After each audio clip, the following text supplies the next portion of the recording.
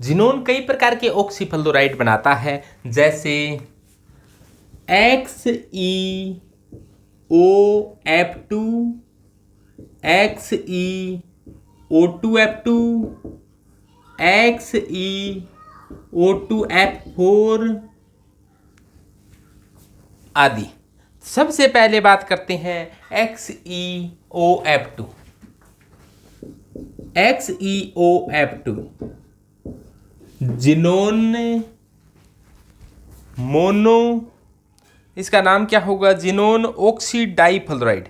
Xenon oxy difluoride. इससे आप बनाना चाहते हैं तो इसका क्या कर दो, जिनोन XeF4 का जलापटन कर कर बना सकते हो कि XeF4 की क्रिया जल के साथ कराओ। XeF4 की क्रिया जल के साथ करा दें तो क्या बन जाएगा? XeOF2 बन जाता है। और साथ में क्या होता है?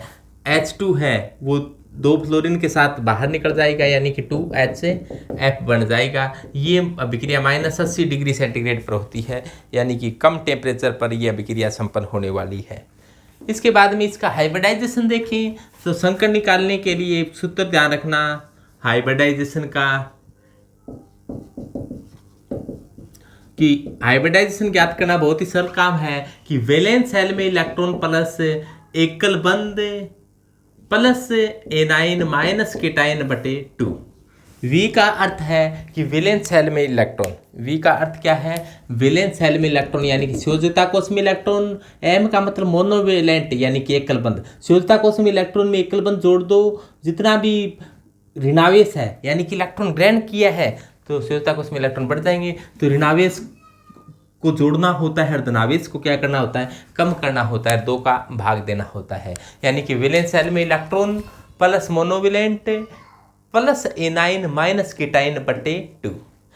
तो वैलेंस शेल में इलेक्ट्रॉन बहुत ही सरल तरीके से अपने ज्ञात कर सकते हैं। और अपने निष्क्रिय गैस जो उत्कृष्ट गैस है, नोबल गैस है, इनके बारे कक्षा में सदैव 8 इलेक्ट्रॉन पाए जाते हैं। तो संयोजकता कोश में इलेक्ट्रॉन कितने हो गए? यहाँ पर संकरण क्या होगा? XeOF4 में संयोजकता कोश में इलेक्ट्रॉन हो गए 8।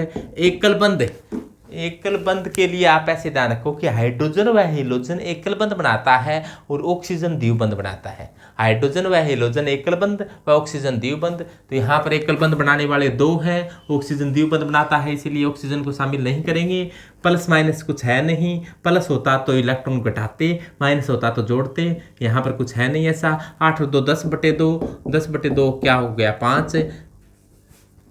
तो ये मान आ जाएगा 5 और 5 आ गया तो हाइब्रिडाइजेशन आप जानते हो sp3d।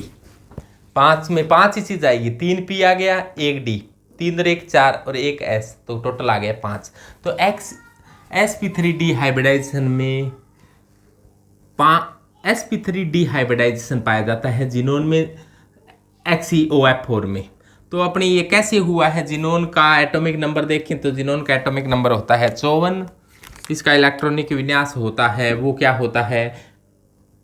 5s2 5p6 5d में 0 है।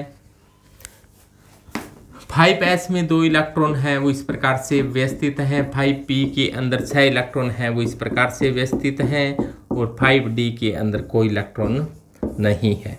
ऐसी अवस्था है वो ग्राउंड स्टेज है, यानी कि मूल अवस्था है। जब इलेक्ट्रॉन को ऊर्जा मिलती है तो वो छलांग लगाकर उत्तेजित अवस्थाओं में चला जाता है, यानी कि ग्राउंड स्टेज से एक्साइटेड स्टेज में चला जाता है। तो यहाँ पर क्या होगा? यहाँ पर इलेक्ट्रॉन ग्राउंड स्टेज से एक्साइटेड स्टेज में जाएगा। जैसे मान लो ये इलेक्ट्रॉन छलांग लगाकर यहाँ चला गया और ये इलेक्ट्रॉन छलांग लगाकर यहाँ चला गया। यदि ऐसा हो जाए तो देखो 5s में अब कितने इलेक्ट्रॉन बचे हैं? 5s में 2 इलेक्ट्रॉन अभी भी शेष है। 5p के अंदर 2 इलेक्ट्रॉन आगे चले गए 6 में से, तो अभी इसमें 4 इलेक्ट्रॉन शेष बचे हैं और 5p के अंदर आ गए हैं 2 इलेक्ट्रॉन। तो ये आ गया 5d के अंदर आ गए हैं। 5p के 2 इलेक्ट्रॉन 5d में आ गए हैं। तो यहाँ पर क्या हुआ है, देखो जुड़ने वाले दो तो फ्लोरीन है, दो फ्लोरीन आ जाए यहाँ पर, और दो ऑक्सीजन है, तो दो ऑक्सीजन भी यहाँ पर जुड़ने के लिए आते हैं। दो ऑक्सीजन क्या करते, सॉरी ऑक्सीजन एक ही है, ऑक्सीजन एक ही है, तो यहाँ पर ऑक्सीजन जुड़ता है और ये इसके साथ क्या बना देता है, पाई, एक पाई बंध बनता है और एक सिग्मा बंध बनता है। तो इस प्रकार से यहाँ पर हाइब्रिडाइजेशन क्या हुआ है, हाइब्रिडाइजेशन देखो, एक एस काम आ रहा है, इन्होंने पार्टिसिपेट नहीं किया तो ये लोन पेयर है, इन्होंने भी पार्टिसिपेट नहीं किया तो ये लोन पेयर है। लोन पेयर का ज्यामितीय निर्माण में कोई योगदान नहीं होता, तो हाइब्रिडाइजेशन तो हुआ, एक एस काम आया, 3 पी काम आए और 2 डी काम आए। हाइब्रिडाइजेशन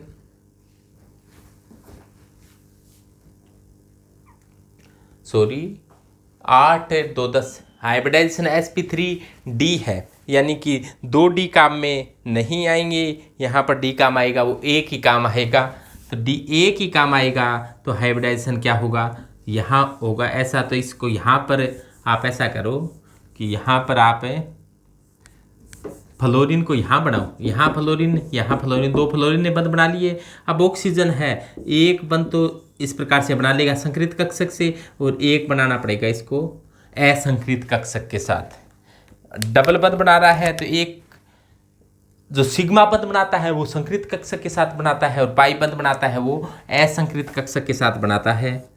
तो यहाँ पर ये सिग्मा बंध, ये सिग्मा बंध, ये पाई बंध, सॉरी ये सिग्मा बंध बनाया है वो तो संकृत कक्षक के साथ बनाया है, और जो पाई बंध बनाया है वो असंकृत कक्षक के साथ यहाँ पर पाई बंध बना दिया है। तो यहाँ पर हाइब्रिडाइजेशन क्या हुआ, sp3d हाइब्रिडाइजेशन हुआ, sp3d संकरण हुआ है यहाँ पर, और ज्योमेट्री बन गई है।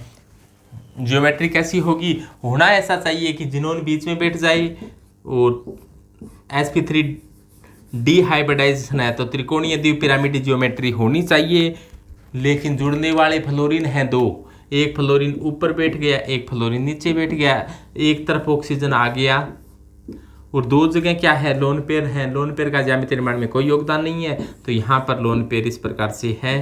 तो इस ज्यामिति को कहेंगे, ये ज्यामिति आपको साफ साफ दिखाई दे रही है, कैसी ज्यामिति है, ये टी शैप है, टी जैसी है, तो ये ज्यामिति बनती है यहाँ पर, टी शैप ज्योमेट्री का निर्माण होता हुआ यहाँ पर।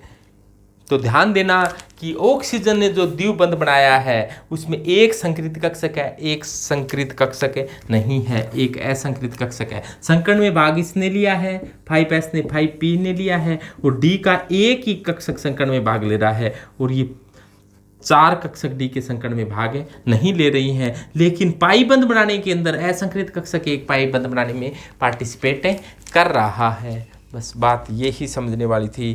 तो ये तो था XeF2 क्या होता है। अब देखो अगला एग्जाम्पल आता है XeOF4।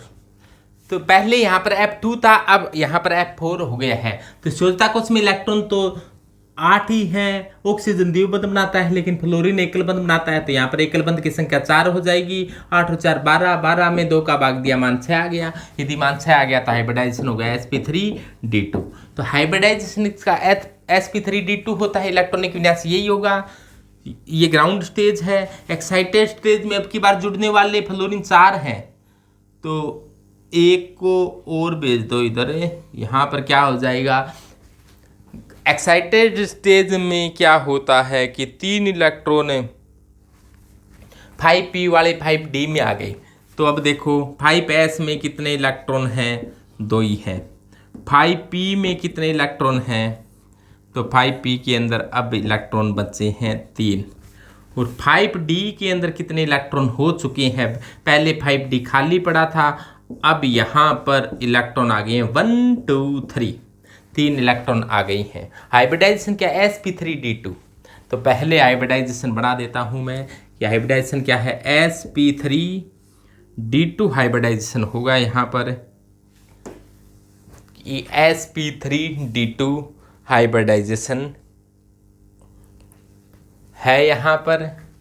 तो देखो sp3d2 है, एक S काम आ रहा है, 3 P काम आ रहा है और 2 D काम आ रही है, तो sp3d2 हाइब्रिडाइजेशन हो गया। यहाँ पर ये लोन पेयर है, लोन पेयर का ज्यामितीय निर्माण में कोई योगदान नहीं होता। यहाँ पर देखो फ्लोरीन जुड़ने वाले 4 हैं, 1 2 3 4। अब देखो एक ऑक्सीजन है, वो कैसे आएगा? ऑक्सीजन एकल बंध तो इसके साथ बना लेगा, और ये बंध इसके साथ क्या बनाएगा? पाई बंध बनाएगा, इसके साथ सिग्मा। इस प्रकार से ये सिग्मा बंध बन गए और ये पाई बंध बन गए।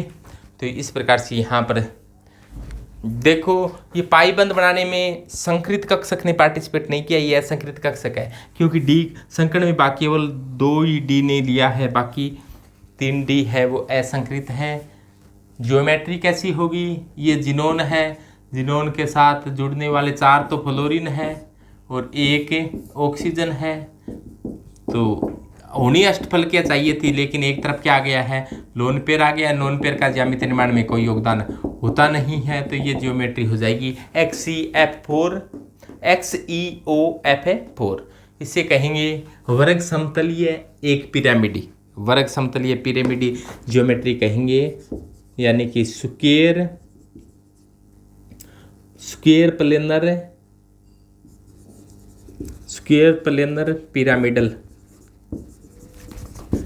प्लेनर पिरामिडल ज्योमेट्री होगी, यानी कि वर्ग समतलीय पिरामिडी ज्यामिति होगी, वर्ग समतलीय पिरामिडी ज्योमेट्री कहेंगे यहाँ पर। तो इस प्रकार से XeOF4 में आप आसानी से बता सकते हो कि इसकी ज्योमेट्री वर्ग समतलीय पिरामिडी ज्यामिति है। यहाँ पर ये जो पाई बंध बना है, ये किस प्रकार का पाई बंध होता है? पी पाई डी पाई, यानी कि ऑक्सीजन का पी कक्षक है और जिनोन का डी कक्षक आपस में मिला है, इसीलिए इसको पी पाई डी पाई प्रकार का पाई बंध कहा जाता है। sp3d2 हाइब्रिडाइजेशन है। और तो ये तो था XeF4। इसी प्रकार से जिनोन का एक अन्य ऑक्साइड भी होता है XeO2F2 और XeO2F4।